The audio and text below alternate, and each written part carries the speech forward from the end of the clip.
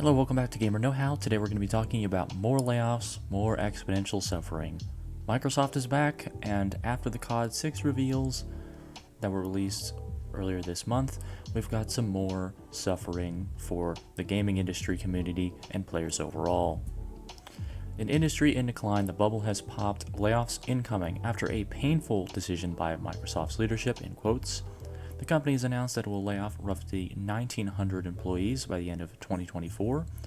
This comes after 2023 saw an estimated 6,500 layoffs in the gaming industry. A rough year in which Activision Blizzard consolidated with Microsoft is followed up by the departure of Blizzard's president. So for some people, they may see this as a positive because layoffs mean that companies will have more money, which means that they will make their prices lower. But as we saw with COD 6, they're still raising prices. So they're raising prices and cutting labor. So they're gaining profit from higher prices and from cutting labor. Microsoft is an evil company. We know this already. I mean, it's run by literally a pedophile, Bill Gates, who's had affairs with multiple minors at this point in his association with Jeffrey Epstein, the notorious billionaire sex trafficker. So we know that Microsoft is run by an evil man and is an evil company, but this is just adding to the suffering of 2023. Already laid off over 6,000 people, and now about roughly like right underneath 2,000 more employees by the end of this year. What is in 2025? Are they going to lay off their entire staff? I mean, they're not the only company to do so. We're going to talk later about another company that's going to go through this. But I mean, I saw in comments from my last videos about unions talking about how it would raise prices. Layoffs are supposed to lower prices because they give the company more money, so that they would, in theory, lower the prices of games because they don't have to pay people as much. But no, Microsoft is making their games more expensive. Game Pass will jump $10. It'll be $10 more expensive for Game Pass, so get ready for that. And also, COD will be a little bit more expensive than the last COD game, so be prepared to once again pay, I think it's $15 more for Game Pass if you're going to buy both COD 6 and the Game Pass. I think it's $5 more for COD 6, and if you want to buy the Game Pass with it, Game Pass is now $10 extra. So yeah, Game Pass costs more, there's more layoffs, so suffering for players and suffering for employees. Downsizing and decline. Microsoft's new 2024 projects are declining across the board, with AA and AAA games failing to meet expectations, along with prices soaring to meet the profit margin expectations, leading to growing frustrations among the player base. The aims are to minimize the overlap of employers working for Blizzard, Activision, Xbox, and ZeniMax. If you didn't know, Microsoft owns Xbox and acquired ZeniMax, also acquired Activision Blizzard in 2023, so now it's made up of 4 companies and many more smaller game developer projects that are getting axed. These are mainly where these layoffs are coming from.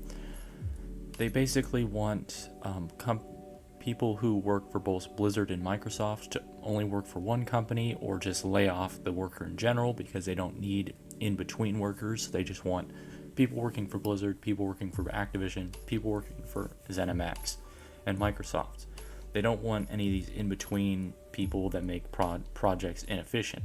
Now, these in-between people lead to the games being having more quality, but Microsoft doesn't want quality right now. Their AA and AAA games are failing, mostly because they're getting rid of their quality workers by these layoffs, but they don't see it that way. They see it as cutting costs to meet expectations from shareholders. Another evil company line that just gets really dumb over time.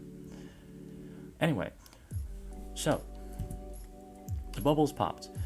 The now exiting president of Blizzard expressed disdain for the mass layoffs, citing an industry in decline after 2023 saw a record number of indie projects outrank major gaming projects produced by mainstream gaming companies. Many studios are slimming down operations in an attempt to compete in 2024 and 2025. So that is the thing. We've dealt with a lot of really small game companies like indie developers. Obviously in 2023, I believe there was a lot of smaller game companies leading the charge with games. Obviously, in 2024, we've had Helldivers 2 from a smaller game company come out. 2023 saw Lethal Company take to the stand, and we also have Chained is also coming forward. 2021 saw, I think, Phasmophobia come out and take the internet by storm. So all these smaller games that are on Steam that are by indie developers, they're the ones that are getting all these. They're the ones that are taking over the gaming world right now. Not any of these AAA and AA projects. Ratchet and Clank we saw was flopping massively. Horizons Forbidden West flopped horribly.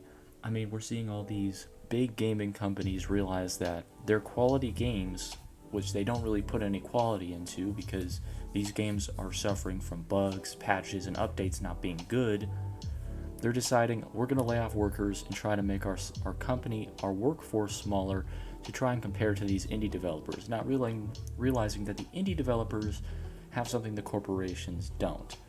The corporations can't realize that these indie companies are more excited about creating a game that will get them recognition. That means they put more effort into the game, while these corporations that already have recognition aren't really going for added brand recognition, they're just going for money. And that doesn't work, because if you're just going straight for money and not trying to actually put out a good game, then you will not get money because people aren't going to pay or be happy for a piece of crap game. So that's the problem with Microsoft right now. They can't realize that their company is not making good games because they're not trying to make good games, they're trying to make money. So they're laying off people and making games more expensive, which is pissing off their employees, their leadership position hires, and they're also pissing off the players because the players are seeing these layoffs thinking that the games are going to get less expensive, but then Game Pass gets more expensive and games get more expensive. So it's just a double profit for the corporation involved, and everyone else suffers. Alright, that's going to do it for this video. Thank you guys so much for watching. Like if you like, dislike if you don't, subscribe if you like it, and I'll see you guys next time. Toodaloo, have a blessed day.